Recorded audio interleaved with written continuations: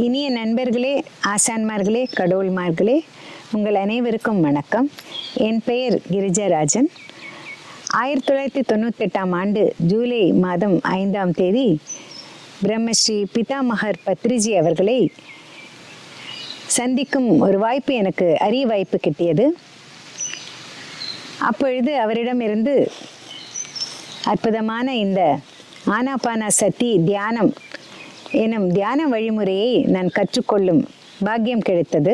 நல்ல ஒரு முறை என்று எனக்கு தோன்றியது. எளிதாக செய்யக்கூடியதாக இருந்தது. அப்படி நான் தியானத்தில் மைசூரில் இருந்தபோது தியானத்திற்காக அந்த வகுப்பிற்கு ஜெகன்மோகனா பேலஸ் ஆடிட்டோரியம் அங்கு செல்ல வேண்டியிருந்தது. அன்று சென்று முதல் முறையாக இந்த ஆனாபானசதி தியானத்தை செய்தேன். அவர் சொல்லிக் கொடுத்தபடி அதை ஆரம்பித்தேன். அன்று எனக்கு ஏற்பட்ட அற்புதமான அனுபவங்கள், 3ஆம் கண் அனுபவங்கள், தியான அனுபவங்கள் என்னை பிரமிக்க வைத்து விட்டது. அவ்வளோ நல்ல அனுபவங்கள். நான் எங்கு சென்றேன் என்றால் இமயமலைக்கே சென்று விட்டேன். அங்கு அந்த அற்புத காட்சியை என் கண்களால் கண்டதை அப்படியே வர்ணிக்க இயலவே இயலாது. அத்துணை அற்புதம். அவ்வளோ ஆனந்தம் பெற்றேன். அதை கண்டு கழித்தேன். ஆச்சரியமான அனுபவங்கள் தியானத்தில் நான் கிடைக்க பெற்றுக்கொண்டே இருக்கிறேன். அதிலிருந்து பார்த்தால் என் ஆரோக்கியம் நன்றாக சிறந்து விட்டது. மன ஆரோக்கியமாகட்டும், உடல் ஆரோக்கியமாகட்டும், அறிவு முதிர்ச்சியாகட்டும், உணர்ச்சிகள் கொந்தளிப்பில்லாமல் அடக்கத்துடன் வெளியிடுவது, இப்படிப்பட்ட சமாச்சாரங்கள்லாம் என்னை மாற்றி என் அனுபவமாக மாறிவிட்டது. வாழ்க்கையிலேயே பெரும் மாற்றங்களை இந்த தியானம் செய்வதன் மூலமாக நான் தெரிந்து கொண்டேன். அதன் பின் ஒன்றொன்றாக சொல்ல வேண்டுமென்றால் பல அனுபவங்கள், பல காலம், 26 ஆண்டுகள் அனுபவங்கள் என்றால் எவ்வளவு இருக்கும் அல்லவா? அப்படிப்பட்ட அனுபவங்களை எல்லாம் நான் ஒன்றொன்றாக பார்த்து அனுபவித்து நிறைய அனுபவங்களை பெற்று அதையெல்லாம் புத்தக வடிவங்களாகவும் மாற்றியிருக்கிறேன்.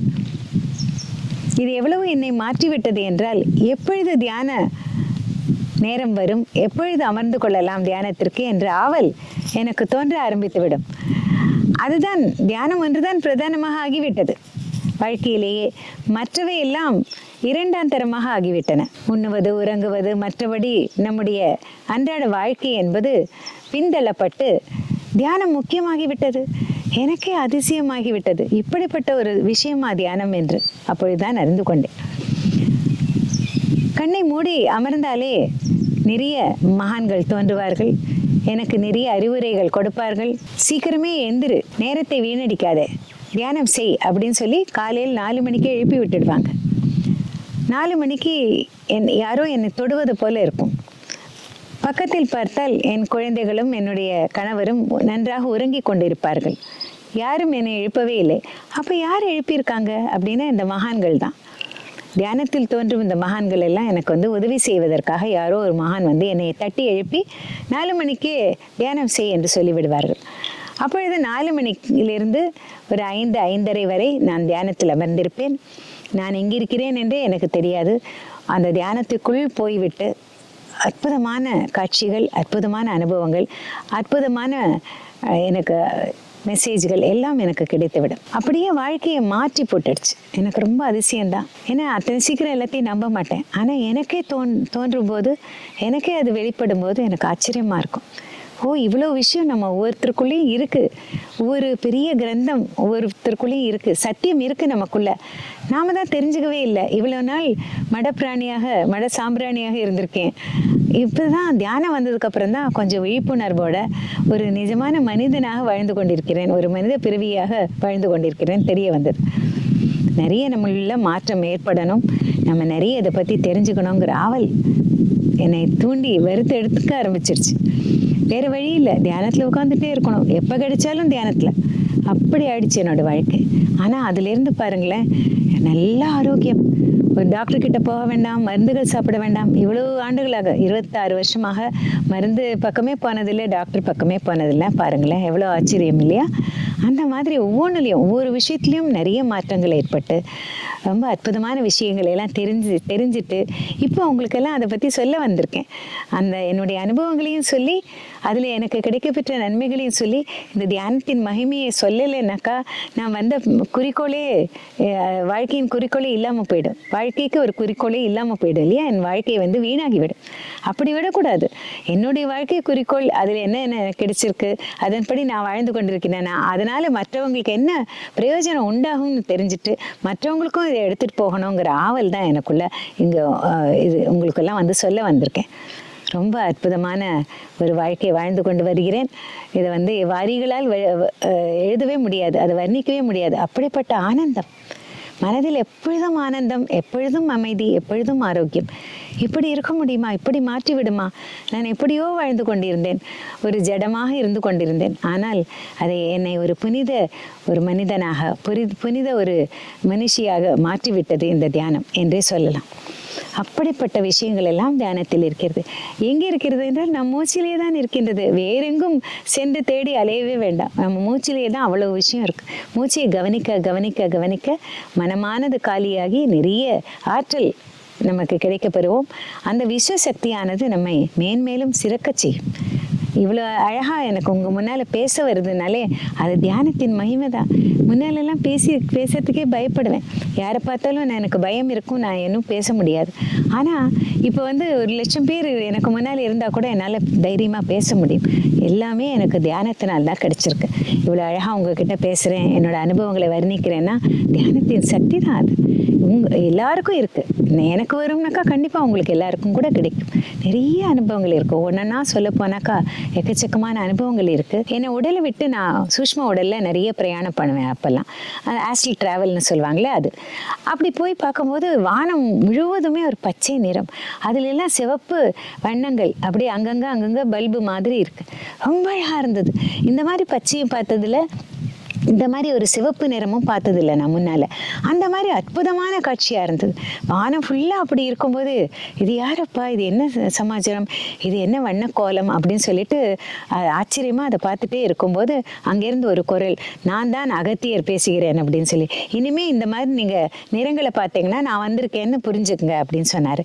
சரி ஐயா, அதே மாதிரி நான் நினச்சிக்கிறேன் அப்படின்னு சொல்லிட்டு, நீங்கள் வந்ததுக்கு ரொம்ப மகிழ்ச்சி, நீங்கள் உங்களுக்கு தரிசனம் கொடுத்ததுக்கு, இந்த மாதிரி ஒரு தரிசனம் கொடுத்ததுக்கு எனக்கு ரொம்ப சந்தோஷம். மனித உடல்ல இல்லாம வேறொரு மாதிரி வித்தியாசமான ஒரு தரிசனத்தை தந்திருக்கீங்க. ரொம்ப அழகா இருக்கு. பச்சை வண்ணமும் அந்த சிவப்பு வண்ணமும் என்ன ஒரு அற்புதமான நிறம், ரொம்ப நல்லா இருக்கு அப்படின்னு சொன்னேன். சரி வாங்க என் கூட போகலாம், என் கூட வாங்க அப்படின்னாரு. அதுக்கு முன்னால உங்ககிட்ட ஒரு நான் சிலதை விண்ணப்பிக்கணுமே அப்படின்னு சொல்லிட்டு உங்ககிட்ட சிலதெல்லாம் கேட்டுக்கிறேன் அப்படின்னு சொன்னேன். என்ன கேட்கணும் கேளு அப்படின்னு சொன்னாரு. அப்போ இந்த காலத்துல அந்த ஈரோடு பகுதியில் இருக்கிற ஜனங்கள் எல்லாம் ரொம்ப தண்ணி கஷ்டத்தினால வாடிட்டு இருக்காங்க. குடிக்க கூட தண்ணியே இல்லாமல் ரொம்ப கஷ்டப்படுறாங்க. வெயில் கொளுத்துது. இந்த சமயத்தில் அவங்களுக்கெல்லாம் கொஞ்சம் தண்ணி நீங்கள் தான் ஏற்பாடு பண்ணணும். நீங்கள் தான் காவேரியே கொண்டு வந்திருக்கீங்க உலகத்துக்கே. அப்படிப்பட்ட உங்களால் செய்ய முடியாத விந்தைகளே இல்லை. நீங்கள் கொஞ்சம் தண்ணி வரும்படி, ஒரு மழை அந்த மாதிரி வந்ததுன்னா நல்லாயிருக்கும், கொஞ்சம் தண்ணி வரும்படி செய்யுங்க. ஏன்னா ஜனங்கள் எல்லாரும் கஷ்டப்படுறாங்க அப்படின்னு. கஷ்டப்படுறாங்களா அப்படின்னா உடனடியாக என் கூட வாங்க அப்படின்னு சொல்லிட்டு வர சொன்னார்.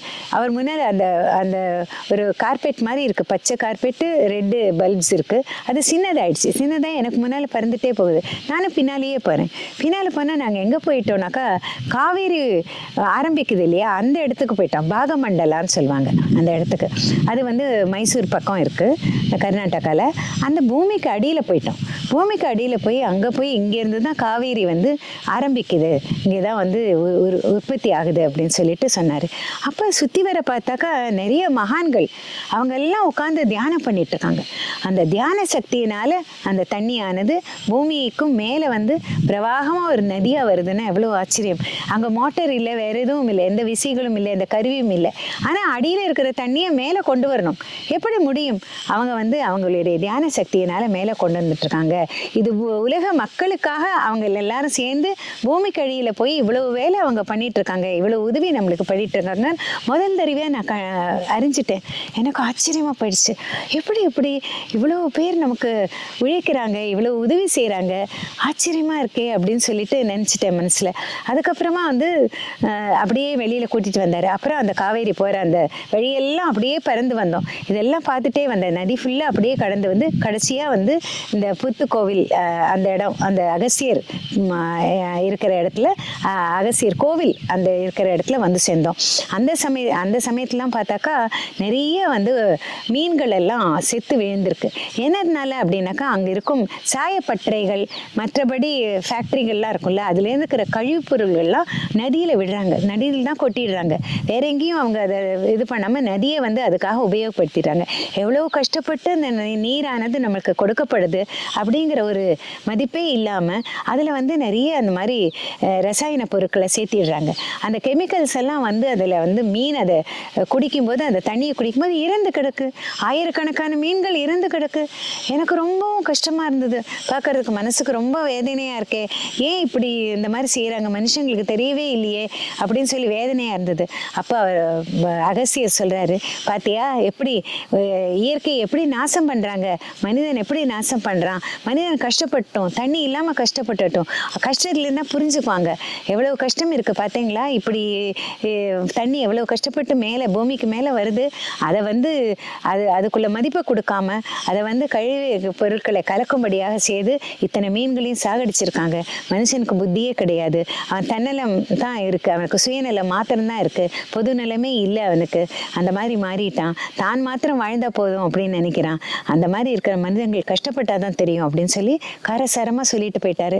எனக்கு ஆமா ஐயா, அப்படிதான் மகானே, அப்படிதான் நீங்க சொல்றதுதான் சரி, இப்பதான் நான் புரிஞ்சுட்டேன். இதை முழுக்க பார்க்கும்போது தான் எனக்கு தெரிஞ்சது மனிதன் எவ்வளவு மோசமா இயற்கையை வச்சிட்டு இருக்கான் அப்படிங்கிறது தெரிஞ்சிருக்கு.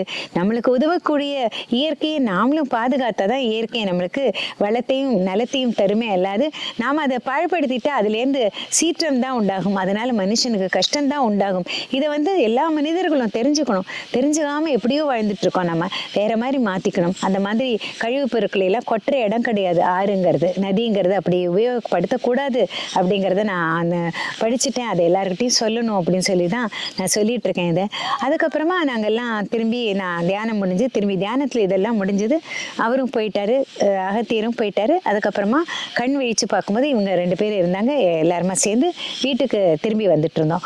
அப்போ வரும் வழியில வந்து லதா கிட்ட என்னுடைய இந்த அனுபவத்தை சொன்னேன். இப்படி சொன்னாரு, கஷ்டமா இருக்கு மனசுக்கு, மனுஷன் வந்து சரியாவே இயற்கையை பாதுகாக்கிறது இல்லை, பாதுகாக்காட்டோல கூட பரவாயில்ல, ஆனா அதை வந்து பாழ்படுத்தலாமா, இயற்கையை எங்கேயாவது பாழ்படுத்தலாமா, நாம அப்படி செய்யக்கூடாது. அதுக்கு தான் எனக்கு இந்த அனுபவம் கிடைச்சிருக்கு. ரொம்ப நல்ல அனுபவம். எனக்கு ரொம்ப சந்தோஷமா இருக்கு. இன்னைக்கு வந்து அகத்தியர் கோவிலுக்கு உங்களால நான் வந்தேன், வந்து அவருடைய தரிசனமும் இப்படி கிடைச்சது. எனக்கு ரொம்ப மனநிறைவோட வீடு திரும்புறேன் அப்படின்னு சொல்லிட்டு ஒரு 2 மணி அளவுல நாங்க வீடு திரும்பிட்டோம். அதுக்கப்புறம் லதாவும் என்னை விட்டுட்டு போயிட்டாங்க. அதுக்கப்புறம் வீட்டுல வந்ததுக்கப்புறம் அவ்வளோ ஆற்றல் வந்துருச்சு. அதனால எனக்கு இது ஒரு ஓய்வு எடுக்கணும் அப்படின்னே தோணாம அப்புறம் சாப்பிட்டுட்டு சரி கொஞ்ச நேரம் திருப்பி தியானத்திலேயே உட்காந்துருக்கலாம் அப்படின்னு சொல்லிட்டு உட்கார்ந்தேன். கொஞ்சம் எத்தனை நேரம் உட்காந்தேன்னு தெரியல, ஒரு அனுபவங்கள் இல்லாம அப்படி அமைதியா இருந்தது மனசு, எண்ணங்கள் அற்ற நிலையில அப்படியே இருந்துட்டு இருந்தேன். அப்படி இருந்துட்டே இருக்கும்போது திடீர்னு மணி அடிக்குது. எதுனா டெலிஃபோன் மணி. அப்பெல்லாம் அந்த செல்போன் கிடையாது. அப்போ வந்து அந்த டெலிஃபோன் மணி அடிக்குது. என்னடா அப்படின்னு சொல்லிட்டு எடுத்து பார்த்தாக்கா அந்த பக்கத்துலேருந்து லதா அவங்க பேசுறாங்க. அவங்க சொல்றாங்க, இந்த மாதிரி கொஞ்சம் அந்த போனை அங்கே அந்த ரிசீவரை வச்சுட்டு வெளியில கொஞ்சம் போய் பார்த்துட்டு வாங்க மேடம் அப்படின்னு சொன்னாங்க. எதுக்கு நான் பார்க்கணும், என்னது வெளியில அப்படின்னு கேட்டேன். நீங்க கொஞ்சம் போய் பார்த்துட்டு வாங்களே, அதுக்கப்புறம் நீங்க வாங்க அப்படின்னு சொல்லி அப்புறம் பேசலாம் அப்படின்னாங்க. சரின்ட்டு அந்த ரிசீவர் அங்கே வச்சுட்டு நான் பாட்டுக்கு வெளியில போய் பார்த்தேன். கதவை திறந்து பார்த்தாக்கா தான் தெரியுது, ஓஹோ ரமான் அப்படி ஜோன்னு மழை கொட்டுது. இவ்வளவு தண்ணி ஆறு மாதிரி போயிட்டு இருக்கு. எங்க வீட்டுக்கு முன்னாலெல்லாம் அவ்வளவு தண்ணி பாஞ்சிட்டு இருக்கு. ஐயோ மழை பெய்யுது, எவ்வளவு அதிசயம் இல்லை. அகத்தியர்கிட்ட கேட்டேன் மழை பெய்யணுமேன்னு சொல்லிட்டு, உடனே ஏன் மழை கொடுத்துட்டாரு அவரு. எவ்வளவு இது மனுஷன் சரியாவே இயற்கையை பாதுகாக்கல அப்படின்னு சொல்லிட்டு சொன்னா, அப்படி அவர் சொன்னா கூட மழையை வந்து அவர் தெரிவிச்சிருக்காரு. அந்த காலகட்டத்துல அந்த நேரத்துல இருந்து மழை பெய்யறதுக்கு அறிகுறிகளே இல்லை. ஏன்னா ரொம்ப கடும் வெயில் இருந்தது, மழை அந்த மேகங்கள்லாம் இல்லவே இல்லை. அந்த மாதிரி இருக்கும் நேரத்துல எப்படி மழை வந்தது அப்படிங்கிறது எனக்கு ஒரு ஆச்சரியமா இருந்தது. அந்த சைட்ல வந்து லதா அவங்க இருந்தாங்க. அவங்க கிட்ட ஃபோனை எடுத்துட்டு சொன்னேன், மழை பெய்ச்சிட்டு இருக்கு, எனக்கு அதிசயமா இருக்கு, அகஸ்தியர் மழை கொடுத்துட்டாரு, எவ்வளவு சந்தோஷம். எல்லாம் உதவி செய்யறாங்க எல்லா மகான்களும் நமக்கு. நாம தான் இயற்கையை சரியா காக்கல போல் இருக்கு இல்லையா? நம்ம பாழ்படுத்திட்டு இருக்கோம். மனிதன் தான் பாழ்படுத்துறான் இயற்கையை. அதை செய்யவே கூடாது இல்லையா? எவ்வளவு முடியுமோ அவ்வளவு இயற்கையை நம்ம பாதுகாக்கணும் லதா அப்படின்னு தான் எனக்கு புரியுது அப்படின்னு சொன்னேன் நான். அவங்க சொல்றாங்க அந்த பக்கத்துல இருந்து, நீங்க கேட்டதுமே மழை வந்துடுச்சு, மழையே இல்லாத இடத்துல மழை வந்து எல்லாருக்கும் நன்மை செய்யும்படியா செஞ்சுட்டீங்க. நீங்க பெரிய குரு, உங்க காலில் எனக்கு விழணும், நாங்க வந்துட்டுமான்னு கேட்டாங்க. நான் சொன்னேன், அப்படி குரு எல்லாம் கிடையாது எனக்கு, நான் அப்படி கிடையாது, எனக்கும் மேல ஒரு குரு இருக்காரு, அவர் சொல்லி தந்த பாடம், பத்ரிஜி சொல்லி தந்த பாடம், அதை தான் நான் தியானம் பண்ணி எனக்கு இந்த மாதிரி அனுபவங்கள்லாம் வந்திருக்கே தவிர்த்து வேற ஒன்றும் இல்லை அப்படின்னு சொன்னேன். ஸோ அது எனக்கு ரொம்ப பெரிய ஒரு பாடமாகவும் அமைஞ்சது, ரொம்ப நல்ல அனுபவமாகவும் அமைஞ்சது. இப்படி நமக்குள்ள எல்லாம் நிறைய விஷயங்கள் இருக்கு, நம்ம தெரிஞ்சுக்கல. ஆனால் தியானம் செஞ்சு நிறைய ஆன்மீக புத்தகங்களை படித்து மற்றவங்களுடைய அனுபவங்களை எல்லாம் கேட்டு அறிஞ்சு நம்ம நிறைய தெரிஞ்சுக்கலாம். அதனால ரொம்ப அற்புதமான ஒரு இடத்துல நான் இப்போ இருக்கேன். இப்போ இயற்கை சூழலில் உட்கார்ந்துருக்கேன் இந்த வீடியோ எடுக்கும்போதே. இது அகஸ்தியர் ஆசிரமம், இது புத்துக்கோவில்ங்கிற இடத்துல இருக்கு, வாணியம்பாடி பக்கத்தில், ரொம்ப தமிழ்நாட்டில், இந்தியாவில் ரொம்ப அற்புதமான இடம். இங்கே எல்லோரும் வரணும், உலக மக்கள் அனைவரும் இங்கே அற்புதமான பிரமிடுகள், 3 பிரமிடுகள் இருக்கு, எல்லாரும் தியானம் செய்யணும். அப்புறம் மௌனத்தில் இருக்கணும், மௌனத்தில் இருந்து சாதிக்க வேண்டியதெல்லாம் சாதிச்சுட்டு போகலாம். அதுக்காக இந்த பிரமிட் கட்டப்பட்டிருக்கு. ரொம்ப அற்புதமான இடம், எல்லாரும் வாங்க. அப்புறம் நம்ம வாழ்க்கையில் மற்ற பிராணிகளை கொல்லக்கூடாது, அஹிம்சைங்கிறத கடைபிடிச்சாகணும். ஹிம்சையே யாருக்கும் கொடுக்கக்கூடாது. அதுக்கு முதல் வழியாக நாம் அசைவ உணவை விடுத்து சைவ உணவினர்களாக மாறிடணும் எல்லாருமே. அந்த மாதிரி எல்லாரும் வாழ்வோம். உலக மக்கள் அனைவரும் சைவ உணவினர்களாக மாறணும். உலகம் முழுவதும் பிரமிடுகள் கட்டப்படணும். உலகம் முழுவதுமே ஆன்மீக உலகமாக இந்த உலகம் மாறணும். இதுதான் பத்ரிஜி அவர்களின் குறிக்கோளாக இருந்தது. பிரமிடுகள் தியானத்திற்காகவே கட்டப்பட்டு நிறைய நிறுவப்பட்டு இருக்கின்ற 25,000 பிரமிடுகள் நம்ம இந்திய ராஜ்யத்தில் கட்டப்பட்டு விட்டன. அந்த மாதிரி பிரமிடுகளை உபயோகித்து எல்லாரும் தியானிகளாகி எல்லா சைவ உணவினர்களாக மாறி நம்ம எல்லாரும் ஒரு வாழ்வோம், நல்ல ஒரு வாழ்க்கையை அமைச்சு கொள்ளலாம் அப்படிங்கிறத நான் சொல்லிட்டு உங்ககிட்ட இதெல்லாம் விடை பெறுகிறேன். மிக்க நன்றி, வணக்கம். நன்றி, வணக்கம்.